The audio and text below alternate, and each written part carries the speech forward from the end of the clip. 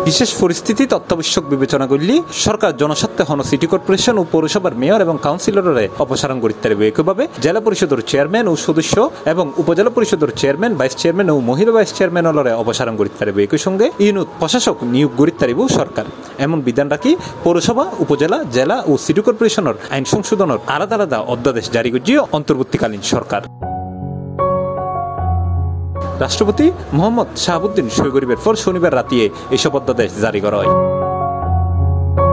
গত আগস্টের 5 তারিখ আওয়ামী লীগ সরকারের পতনের পরে স্থানীয় সরকারের জনপ্রতিনিধি দল বোধকিয়াই গাড়াহা দিয়ে বোধ প্রতিষ্ঠানত ভাঙচুর হইয়ে বোধ জাগাত অগ্নিসংযোগ ও লুটপাট করা হইয়ে এমনকি হামলা করা হইয়ে বোধ জনপ্রতিনিধির উপরও। এই অবস্থায় স্থানীয় সরকারের কার্যক্রম প্রায় স্থবির হয়ে ফিরছে। ফলে নাগরিক সেবা ব্যাহতনের প্রেক্ষাপটে আইন সংশোধনের এই উদ্যোগ লওয়া হয়। শুক্রবার প্রধান উপদেষ্টা ডক্টর মোহাম্মদ ইউনূসের সভাপতিত্বে উপদেষ্টা পরিষদের বৈঠকত এসব অধ্যাদেশের খসড়া অনুমোদন করা হইয়ে।